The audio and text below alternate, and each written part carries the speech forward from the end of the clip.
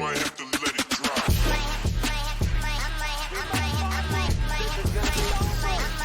Let it drop. Detroit Lions fans, Detroit Den 313 back with another one. Steve and Will here, ready to talk some Detroit Lions football. Before we do, please hit the subscribe button. Helps us out tremendously. And if you want to win some free stuff, maybe even some tickets, think about becoming a member. Steve, what the heck we talking? William, doesn't it feel like we've been playing football for months now, or is it just me? Doesn't it feel like we've been talking like training camp and preseason? And it's crazy to me that tomorrow is the first home opener in a way. And doesn't she just look beautiful, William? Doesn't she just look absolutely beautiful? I will say this. I feel like there was room for Jameson Williams to be in here. I just feel like there was room for J-Mo. I feel like there's enough space. I don't know, William. I don't know if it bugs me, but it stuck out to me like a sore thumb. But it is a beautiful looking site. Ford Field opens up tomorrow. Preseason game, home opener, whatever you want to call it. The boys are back on the field. That's all that matters. So I'm excited. Can't wait. We're going to be doing a little pregame show tonight. I'm excited too, man. But are you excited for the preseason game? Oh, yeah, absolutely. What time are you going tomorrow? Are you going? So tomorrow I will not be in the building. Just the other day, William. Just the other day. Work, Steve. Some of us got to feed our families, Steve. I don't know. You sound kind of sick to me. You sound a little stuffy. Like maybe it might be a call-in day. Maybe I got that sea flu. I don't see my ass coming into work tomorrow. But just the other day, William, you were questioning my allegiance to the Detroit Lions based on my pregame rituals. And now to say that you are not even going to the game, I feel like is blasphemy in the Lord's house of football. Listen, if I could go to the game, if there was any way that I could make it happen, I would do so. It's just not in the cards for me. You and I both know there's a way. We both know there is a way. There is a way, William. But careful. Yeah, the supervisors from our work do watch this, so we have to be very careful. What do you think is the most important thing tomorrow, William? To me, the most important thing is our second wave of important guys who are going to be playing meaningful snaps get out of there healthy, because I love our second wave, Steve. When you're talking about the Grant Stewarts, when you're talking about the Zach Cunninghams, when you're talking about the Trevor Nowaskis, I love those guys. Al-Quadin Muhammad's, Ahmed Hassanins. These guys are all guys that I think are going to help us win football games, and I need them to get out of that healthy, roaring to go. Because I think, for starters, those are all guys that are going to be impactful on special teams, let alone if they need to put a Band-Aid because somebody gets a little banged up. So to me, getting out of there healthy, feeling good, ready to roll into that regular season. I know we still got another one, but ready to roll into that regular season is kind of, I wish it was here now, Steve. I'm not worried. Now that I've seen these joint practices and we've gotten busy, I feel like we're ready to go. Just get me through this preseason. So how you feeling? You on board with that, or is something else you looking at? William, anyone who has any type of meaningfulness to this team going forward for the regular season, I don't even want to see the rest of the preseason. I don't want to see him. Give me the heaviest dose of Broderick Martin and the Cabbage Patch Kids for the rest of the game. Like I don't need to roll the dice on any player getting hurt, banged up, a boo-boo, not ready for week 1 or out till week 4. I don't need it. What I do need tomorrow is health and good quarterback play, William. I feel like we're just beating the old dead horse here with quarterback play, but I feel like that's still up for grabs. That's the only position where I look at and I say, I still don't have answers there. I still have no idea. I think right now leading the charge for me is probably Kyle Allen as my quarterback too. So I feel like that's probably what I'm going to be paying attention most tomorrow is the Hendon Hooker, Kyle Allen saga.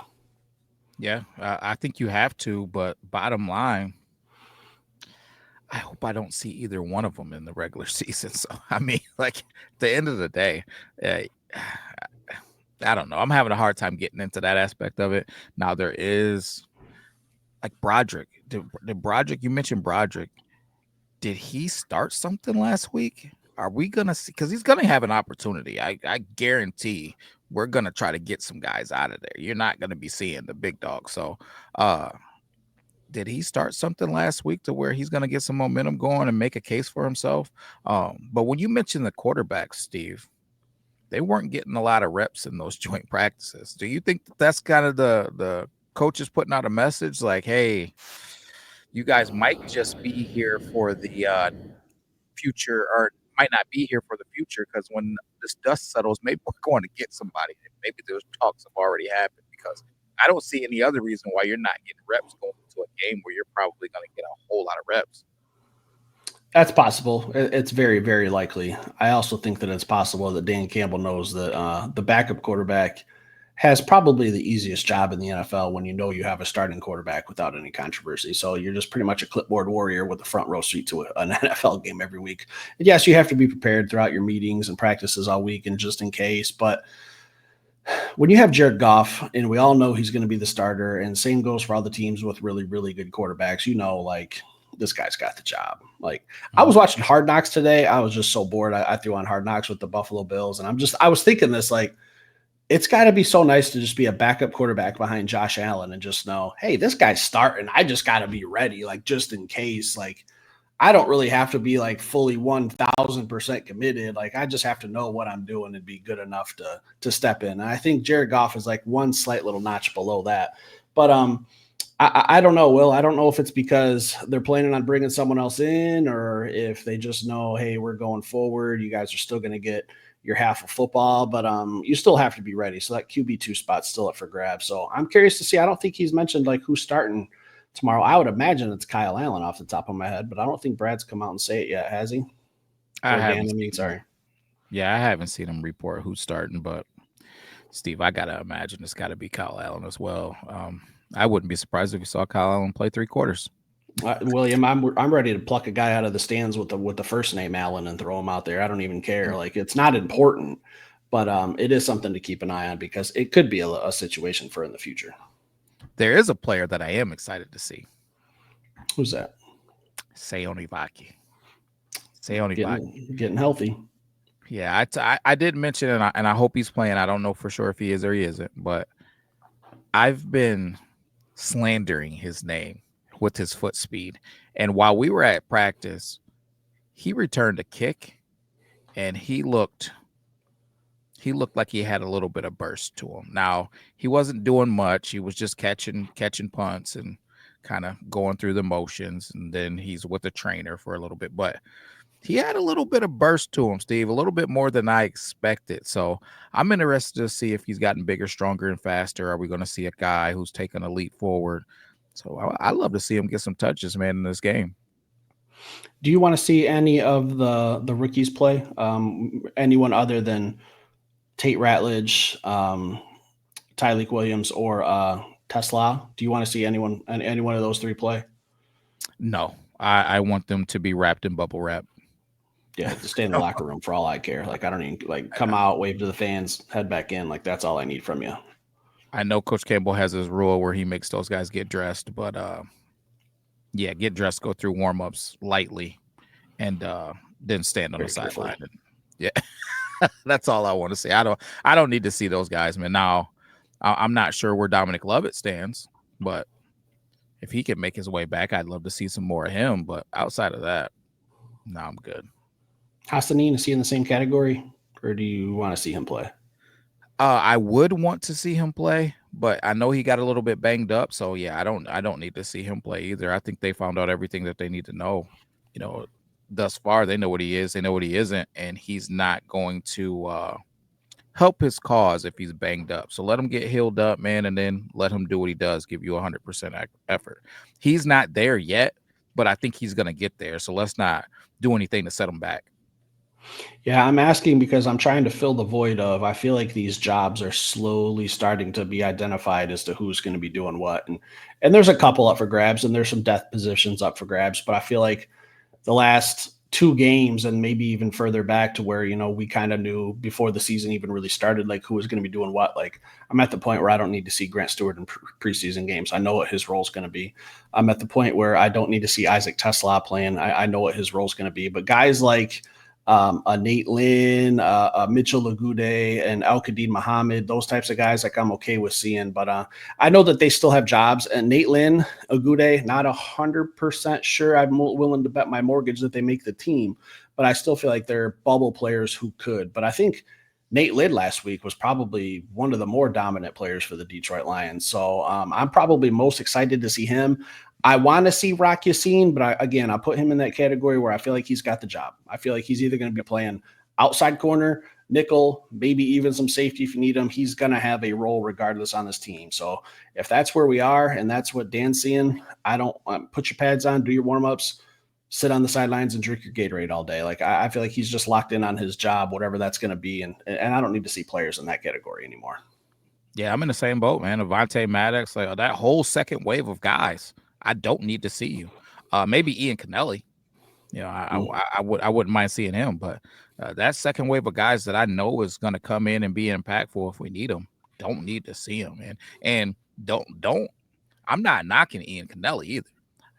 I think Ian Kennelly is a season away from being a dude that can probably impact some stuff on special teams. And I think Ian Kennelly makes this roster, but he's gonna be one of those bubble guys, man, that has to be a grinder and fight to and claw his way, kind of like Nate Lynn. So I wouldn't mind seeing him and Nate Lynn tomorrow. Something that I would be excited to see. Sione Vaki is another one because we haven't got that dose of him. And Coach Campbell was talking about how he wished that he would have had him throughout the summer and the offseason because he wanted to get him involved in the offense and the pass game because of his versatility. So hopefully we get to see a little bit of that tomorrow. Coach Morton can maybe add some new wrinkles to this preseason vanilla offense. I know they won't do too much or show too much, but I think Sione Vaki is going to offer some things that Craig Reynolds won't.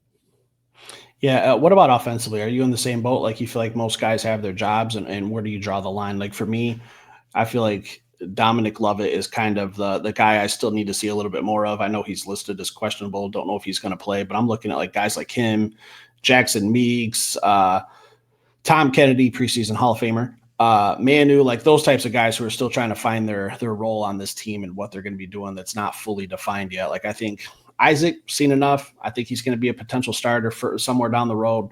Good with him. Do your warm-ups, drink the Gatorade. Where do you draw on the line at, Will? Jackson Meeks is where I draw the line. Give me Lovett, Jackson Meeks after that. And I don't really need to see huge volume from them. One, I need you to be out there to help out our quarterbacks. Don't leave our quarterbacks, hang them out to dry. And I think that there's a battle going on there. Is there a world where they both can make the team? There is, if they're going to be special teamers. But if not, those two could be fighting for one position. What's Coach Tomlin say? 2 dogs, 1 bone. So I'd love to see those guys get out there and hash it out. We haven't got to see Dominic Lovett. Did he have the job prior to getting banged up? I doubt it. He was doing his thing and he was getting a lot of volume, but to the opposite end of that, devil's advocate, can you put him on a practice squad? Probably not. He's going to get scooped up in a heartbeat. So tough decisions for Brad, man. That's what happens when you got a really good roster. Now you got to maybe put some guys on practice squads and cut some guys that other teams are going to be willing to swoop up and probably put them on an active roster. So I'm interested to see what those two do, but those are kind of the last ones that I'm thinking that have a chance to make this team. No disrespect to your boy. I still think he goes to the practice squad, and then if he'll get the call at some point during the season, no disrespect to TK85. Preseason Hall of Famer. But I think it's going to be Jackson Meeks and Dominic Lovett battling. But my guess is that they both end up being on the roster because you can't afford to send either one of them to the practice squad. I got to pick one, though, it'll probably be Meeks. That is a casualty. Did you see a little off topic, little change of pace? Did you see what someone said about our guy Kelvin Shepard just today? No. From linebacker Derek Barnes believes probably Kelvin Shepard is more aggressive than Aaron Glenn. Do you think that that's a positive or a negative? Both. I think Coach Flores put the blueprint out there. If you're going to be aggressive, you're going to cause some havoc. But There's a catch You 22. get that right team. Yeah, you get that right team, and they're going to smack your little pee-pee, as we say. So Detroit Lions came in and they started exploiting that aggressiveness. So will he be overly aggressive? Will he be just the right amount of aggressive? Will he be, a guy that can mix it up? Yet remains to be seen. I like what I'm hearing, though. Definitely. I'm gonna be honest. Well, it scares me. It scares me a whole lot. I want to just be a defense that can just do what the Philadelphia Eagles did in the Super Bowl and just absolutely create havoc with rushing four. I've been saying that for like the last 2 or 3 seasons. If you get Hutch and at least one, maybe 2 other dominant pass rushers, and I know I'm living in fantasy world and it's hard to do, and I know someone's going to leave the comment, show me a Super Bowl where a team had 2 dominant pass rushers. Like, I get it. I know this is the Perkins world we're living in, and it's a nice one. It's very, very nice. Everyone's very, very happy in the world that I live in. But I want to just be able to rush for Will. But I just feel like Aaron Glenn's defense, we were in a position last year where we had to blitz, and I feel like we started to get burnt. We started giving up some chunk plays. So that's kind of like, what have you done for me lately? That's like my most recent memory of the Detroit Lions defense, of being forced to blitz because we had to get pressure because we weren't getting any pressure with 4. So I hope it works, but I saw that comment today and it perked my ears up a little bit and made me think like, these past couple of days with the Miami Dolphins, just hearing that we've been spanking their butts, especially defensively. What is the term aggressive mean when it comes to Calvin Shepard? Is he blitzing 2 extra guys, 1 extra guy? Is he just doing some stunts? Like I don't know. I'd have to see it firsthand because I don't feel like we've been putting out like a very defense that's going to be scouted and put a lot of tape out there for some other teams. So I'm curious to see what's going on in practice. I think he's going to be blitzing, man. But sitting in the house, cover 0, like, hey, man up and somebody get home. Steve, how do you not blitz when you got our secondary? If Terry and Arnold Hutchinson, if Terry and Arnold's taking a step that they say that he's taking, we know what DJ Reed is. We have the 2 best safeties in football. Why don't I blitz? A Meek at the nickel.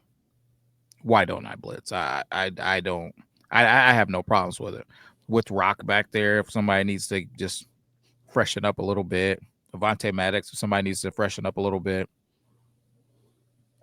I think there's a method to the madness, and he's blitzing because maybe I don't have to blitz, but maybe Aiden is out there just being unblockable from everything that we're hearing. But now what happens if I +1 to that? You know what I mean? So that could be, I'm interested to see how it goes. You can't really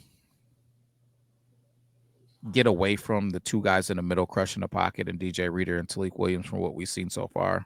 So if you got a guy crushing the pocket, if you got a Bull Rush King and Marcus Davenport, and then you got Aiden, I'm interested to see how.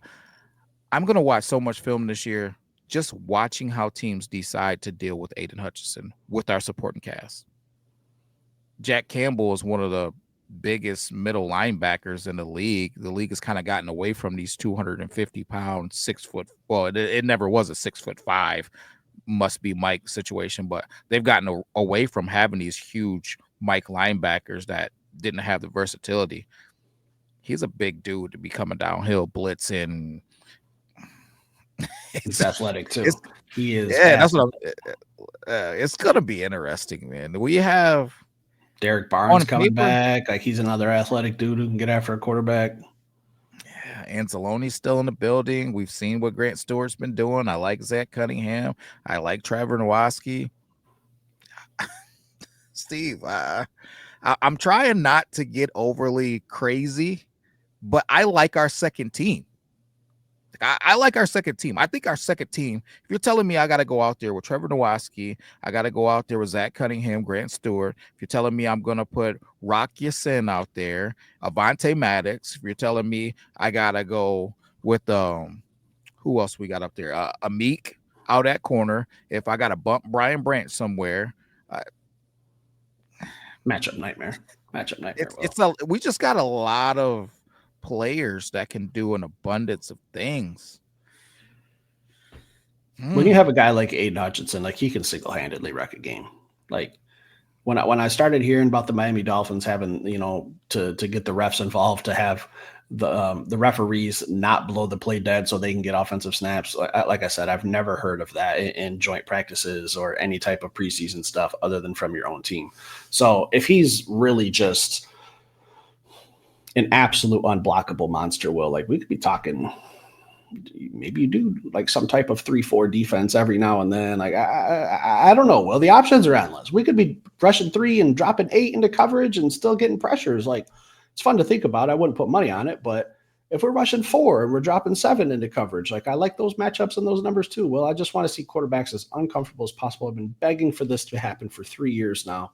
I think Aiden Hutchinson, healthy, taking that next step, looking absolutely dominant all training camp. I feel like he's got to be comeback player of the year for sure, defensive player of the year potentially. We might even be throwing his name into the MVP mix, possibly. Will, not to get too crazy, but it wouldn't surprise me right now. When you get 30 sacks, you're the MVP of the league. Yeah, period. Like, it's not even Josh Allen. You had 45 touchdowns. That's great. This dude had 30 sacks. Like, it's not even up for debate. I don't know. I mean, we got jobbed on the rookie of the year for the defense. So I don't know. Well, anything's possible. I don't know. He probably needed one more interception. Still got more interceptions than Sauce Gardner. Anything else for tonight? What else is on your mind? No, man. No, that's really it, man. I'm excited to see some of these guys play, man. But just being honest and full transparent, I don't like to get on here and pretend like it's something that it's not. I'm ready for the regular season, Steve. Yeah, like I've seen it. I've seen what I needed to see. The joint practices was it for me. Like, and some people got into the comments and they said that joint practice doesn't matter. You've said it. I've said it. I stand on it still. I care about the joint practices more than I care about these preseason games because our starters are going to war at these joint practices. The preseason game, we're not seeing our starters. And I think these coaches do a little bit more and try a little bit more, whether it's the scrimmaging, whether it's the 7-on-7, whether it's the situational periods where they're going at it. You can't stream this stuff. You can't put this stuff out. Other people aren't seeing it. The preseason game, it's live. Everybody's getting to see it. You don't want to put your stuff out there and stuff that the other teams can scout. So, Steve, seeing David Montgomery at Wildcat, if getting belt to ass to these guys, and okay, practice number 2 was a little bit more competitive. We still came out on top of it. Amon-Ra St. Brown, unguardable. Jameson Williams, uncoverable. Did you see the highlight on Jameson touchdown when he was running 5 yards ahead of everybody?